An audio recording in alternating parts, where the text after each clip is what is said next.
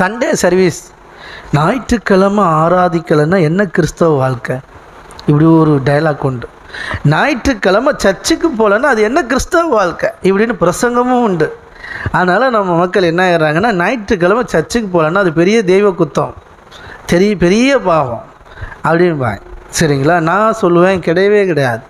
ஞாயிற்றுக்கிழமை சர்ச்சுக்கு போகலன்னா அது தெய்வ குத்தம்னு நினச்சி நீங்கள் சர்ச்சுக்கு போனீங்கன்னா அதுதான் தெய்வ குத்தம். புரியுதா? ஞாயிற்றுக்கிழமை சர்ச்சுக்கு போகட்ட அது தெய்வ குத்தம், தேவன் நம்மளை நேசிக்க மாட்டார், தேவன் நம்மளை ஆசீர்வதிக்க மாட்டார், அதுக்காகவே போனீங்கன்னா அதுதான் பெரிய தெய்வ குத்தம். சரிங்களா? அதனால் எனக்கு அன்பானவர்களே, இப்படி கடமை அது ரத்தத்தில் ஊறிடும். ஞாயிற்றுக்கிழமை கோயிலுக்கு போகலன்னா கையும் ஓடாது காலும் ஓடாது.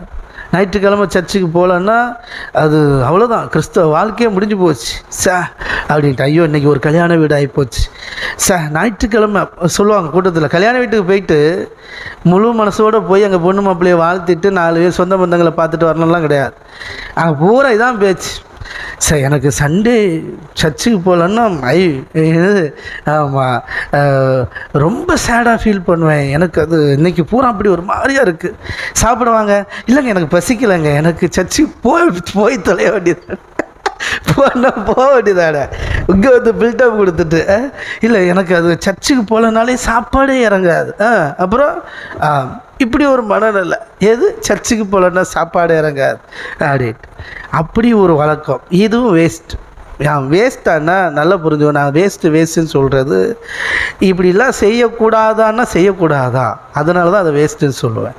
ஏங்க ஒரு தேவையில்லாத ஒன்று செஞ்சால் அது வேஸ்ட்டு தானே, அதுதான் சொல்கிறது.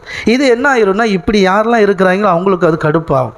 இது வேஸ்ட்டுன்னு சொல்லிட்டார், அப்போ நாங்களாம் என்ன முட்டாளா அப்படின்றதாங்க. அது நான் சொல்ல முடியாது, நீங்களே தெரிஞ்சுக்க. ஆனால் இது தேவன் விரும்புகிறானா? ஆனால் இல்லைங்க, வேதம் அப்படி சொல்லலை. நீ சண்டேஸு கட்டாயம் சர்ச்சுக்கு வரணும் அப்படி இப்படின்லாம் கட்டாயப்படுத்தி, ஆமாம் வாரத்தில் ஒரு நாள் நீ உனக்கு ஓய்வு நாளாக இருக்கட்டும், நீ என் சமூகத்துக்கு வான்னு அவர் விரும்புகிறாரானா விரும்புகிறார்.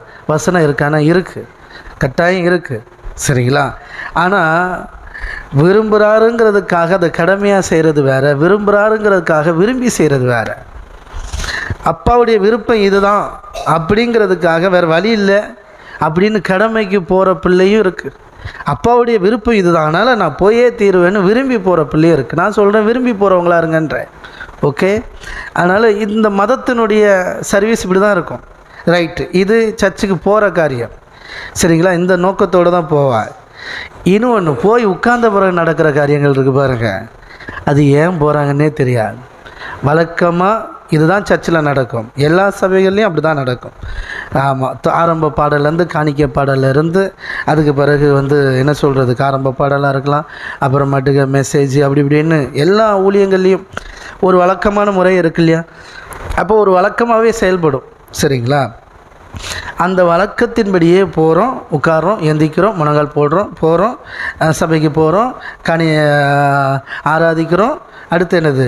மெசேஜ் நேரம் மெசேஜ் கேட்குறோம், அடுத்து காணிக்கை நேரம் காணிக்கை கொடுக்குறோம், கம்யூனி நேரம் கம்யூனி எடுக்கிறோம், வந்துடுறோம். அடுத்து சண்டே கிளாஸ் இருந்தால் சண்டே கிளாஸ்.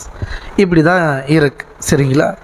அதில் இருந்துட்டு அந்த தேவ ப்ரெசன்ஸை ஃபீல் பண்ணி அந்த பாடுற பாட்டை பாடி உணர்ந்து பாடி, ரொம்ப முக்கியம், உணர்ந்து பாடி அந்த மெசேஜை தெளிவாக கேட்டு, சரிங்களா, அந்த வார்த்தையின்படி நடந்து வாழுகிற நபர் தான் சரியாக ஆலயத்துக்கு போகிறது கரெக்ட், சரியான சர்ச்சுக்கு போகிற முறையாக இருக்கும்.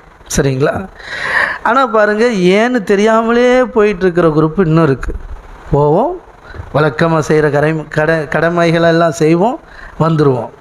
ஆனால் மனசில் ஒரு திருப்தி அப்படின்ட்டு. இன்றைக்கி என்ன பிரசங்கம் பண்ணார் தெரியாது, எந்த அதிகாரம் பண்ணார் தெரியாது. ஃபாதர் எது பண்ணாலும் நல்லா தான் பண்ணியிருப்பார், பாஸ்டர் எது பண்ணாலும் நல்லா தான் பண்ணியிருப்பார், அவ்வளோ ஐயர் எது பண்ணாலும் நல்லா தான் பண்ணியிருப்பார். ஐயர்வாள், சரிங்களா, சிஎஸ்ஐயில் எங்கள் ஊரில் சொல்லுவாங்க. அவர் எதை பண்ணால் நல்லா தான் பண்ணியிருப்பார். நல்லா இருந்துச்சு, சூப்பராக இருந்துச்சு, இன்றைக்கெலாம் வேறு லெவல் அப்படின்னு. இங்கே வாழ்க்கை வேறு லெவலாகவே இருக்காது, வாழ்க்கை அப்படியே இருக்கும், லெவல் டவுன் ஆகிட்டே போகும். புரியுதுங்களா? அதனால் இந்த பேஸில் தான் இருக்கும். சரிங்களா? அப்படி அல்ல தேவன் நம்மளை அழைச்சது. ஆவியோடு உண்மையோடு அவரை தொழுது கொள்ளும்படியாக, அவரை ஆராதிக்கும்படியாக தேவன் உங்களே என்னைய அழைத்திருக்கிறார். எத்தனை பேர் விசுவாசிக்கிறீங்க? அவர் செய்த நன்மைகளை நினைக்கணும். இதுவரைக்கும் உங்களை எப்படி நடத்தினாருங்கிற நன்மைகளை நினைக்கணும். ஆமென். அவருக்கு நன்றி சொல்லணும். இருதயத்தின் ஆழத்திலிருந்து நன்றியோடு அவரை துதிக்கும் போது ஆமென், ஹல்லேலூயா, உங்கள் வாழ்க்கையை அப்படி மாறிடும். ஹல்லேலூயா. Thank you daddy. ஹல்லேலூயா.